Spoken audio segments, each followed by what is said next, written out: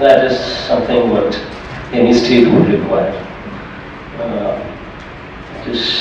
All what I can say is we share a good relationship with the central government and with the neighboring states as well. In fact, first time we have a situation where Telangana state government will be working together in a very strong way. Where interlinking of rivers is taking place with both the states coming onto one single platform. So that's something that was never done before, never heard before. Something is happening now. So bilateral relations are very strong. As far as the other part is concerned, what Professor asked, we spoke about desalination plants, we spoke about interlinking of rivers, we spoke about electrical buses. All these are components where environment is looked at in a more positive way. So phasing out of 11,000 and odd diesel buses and bringing whole of them into electrical mode, 1,000 buses each, I think will be calling for a global tender. So it's a very strong, sustainable BOT model what could be evolved, because the current road transport corporation of ours is already in existence. It's just doing it with the diesel buses.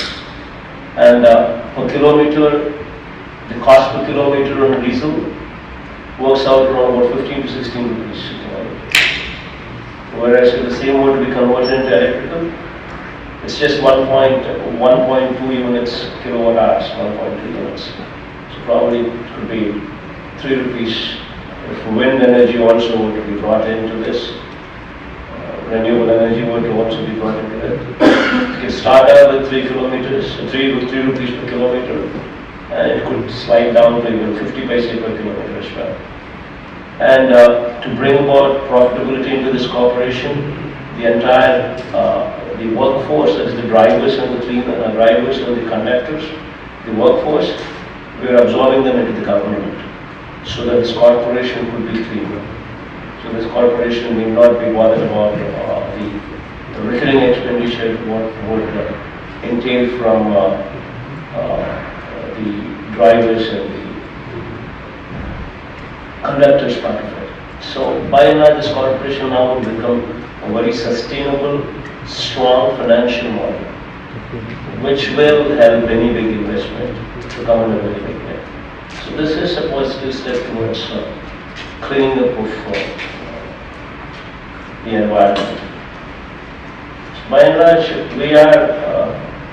we also want to bring about environment-friendly policies.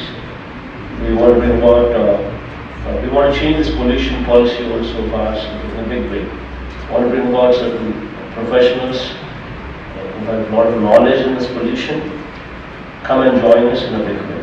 So that, the moment I took over the reins, I just asked someone in the government handling pharma part of it, as to what the numbers officially were and what the numbers unofficially were. The toxic waste officially recorded is 30,000 tons. The unofficial records speak about 1 lakh tons. So the balance of 70,000 tons is either going into the sea or it's being burned into the air.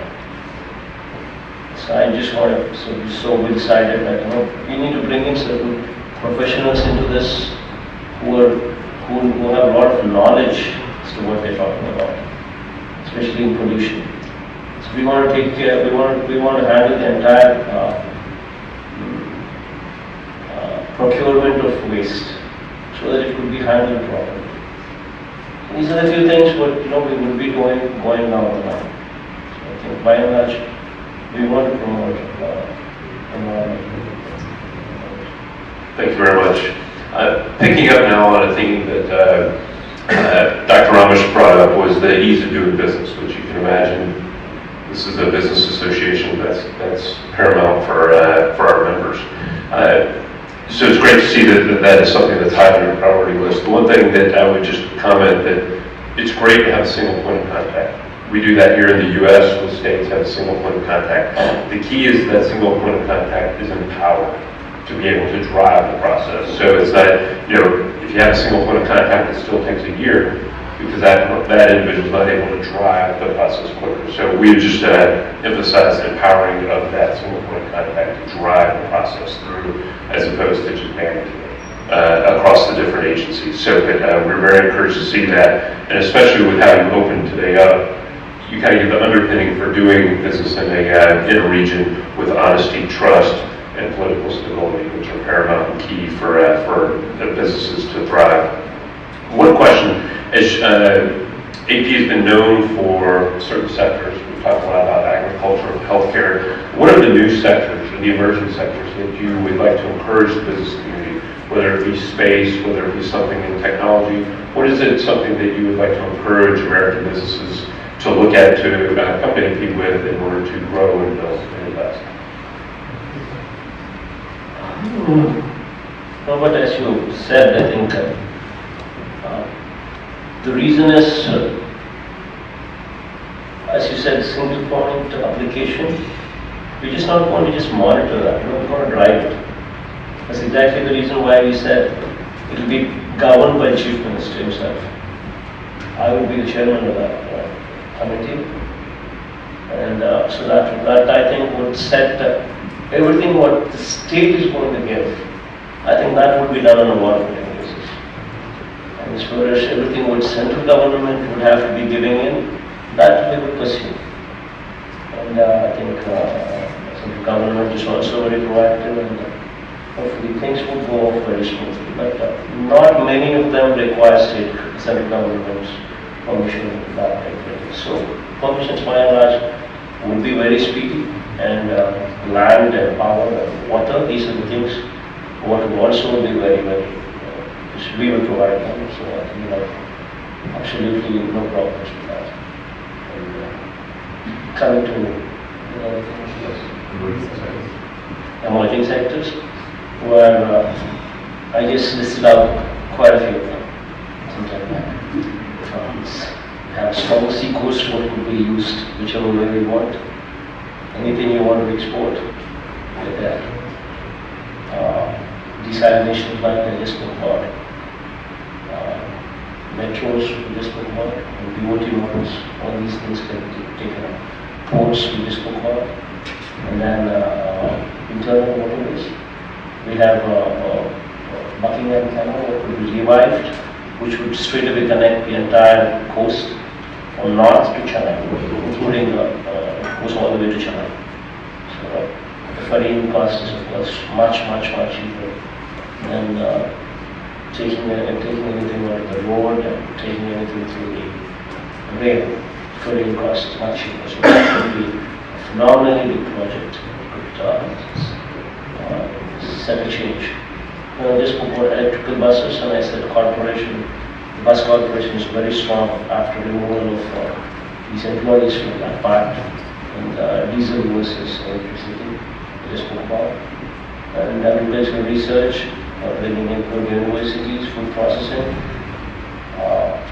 improving the quality of our aqua and agricultural products.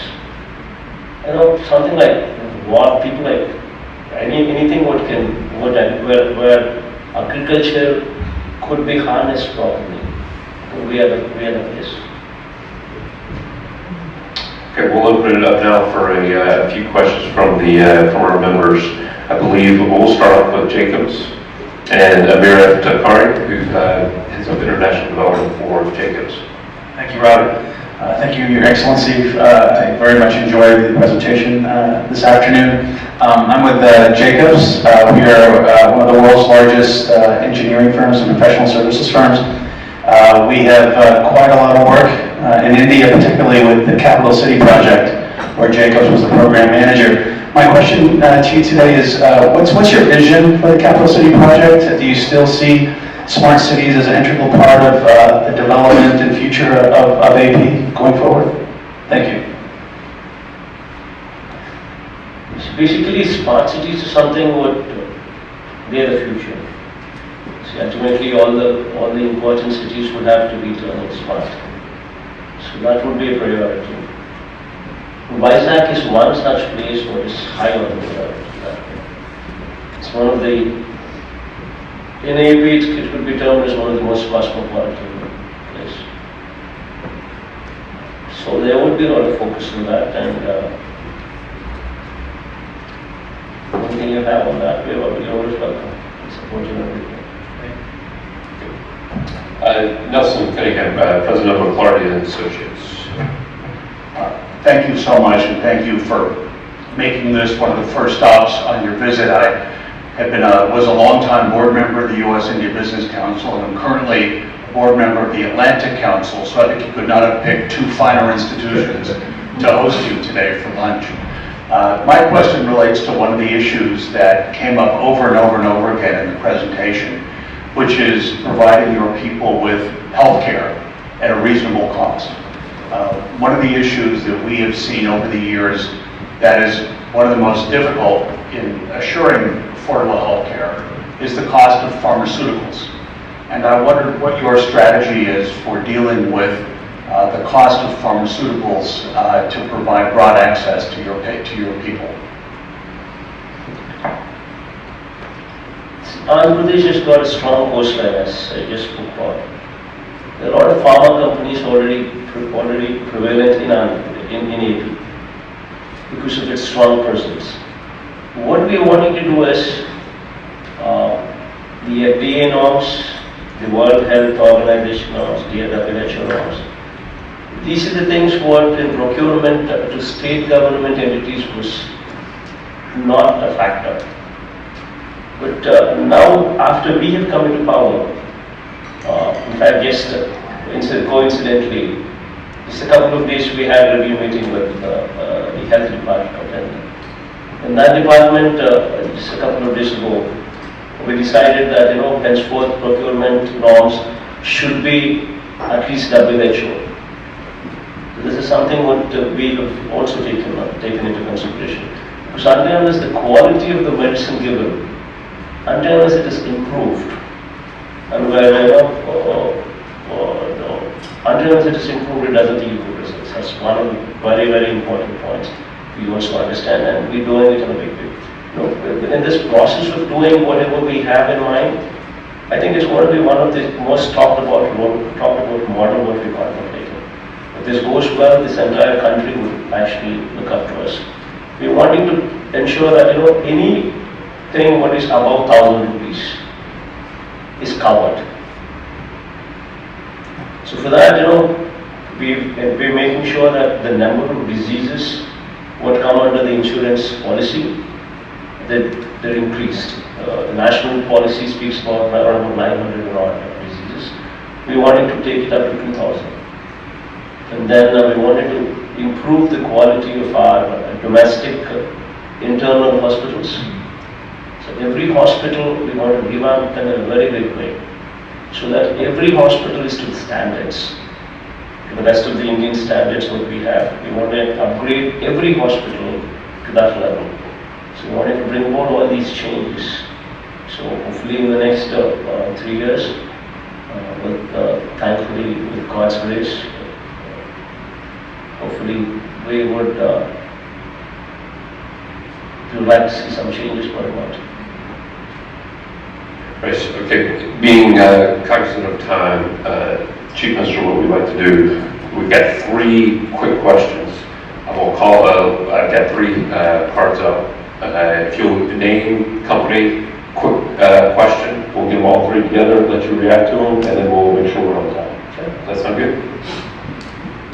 So, ma'am, just wanted to ask whether Andhra Pradesh would be open to for financing of infrastructure, like you mentioned BOT and things like that, whether you would be open to approaching the international markets for masala bonds.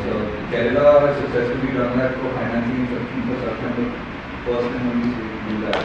So whether Andhra Pradesh would be looking at those models for financing infrastructure as well. Okay, thank you. Back to back.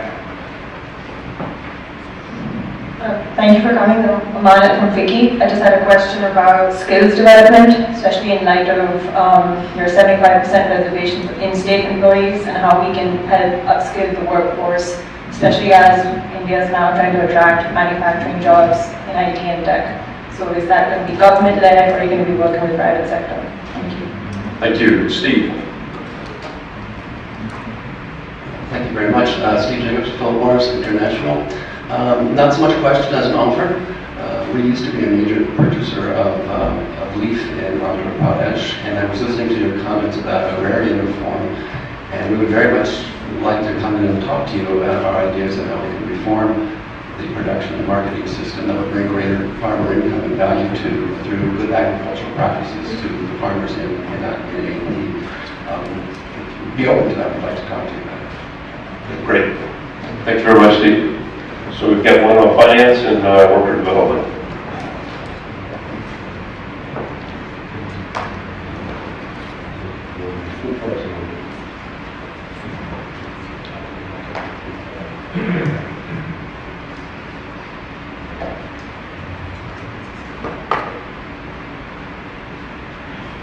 As far as Sada bonds,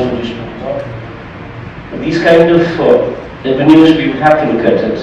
Every avenue what needs to be looked into where cheap financing is available, the cost of the funds are low. I think that all those areas would have to be looked into. So I think even P.V. Ramesh himself, the background itself is he was REC chairman, Rural Electrification chairman, and he was finance secretary as well. So those kind of details, if you want to be, if you're interested, you could spend more time with you on that particular details. As far as skill development is concerned, this is one area where we would have to focus on. So to begin with, if we're taking one parliament as a unit, we have 25 parliaments. We're taking one parliament as a unit and identifying one superior engineering college where the facility could be set up. And then in that facility, which would be funded by the state government, we would be involving the local industry, asking them what kind of skills they would require. Somebody is coming forward to set up a factory. We would ask them beforehand as to what are the qualifications that you require, what are the skills that you require. And we would be training them, training our children to suit their requirements. So it would be a combination of the local industry as well as the government who would be imparting training in these colleges that we identify as a hub where training could be given. And as far as taking external help, like as you said, that would be welcome. In fact, any value addition that could be brought about, that would give confidence to the international community, that would give confidence to the people who are wanting to come and set up industries. I think that would be an important part. So anybody who's of that credibility, who holds that kind of certification, that kind of credibility, and who would help give confidence to the people who are coming here and wanting to set up their base here, it will be welcome for us. It will be a welcome decision. We will welcome.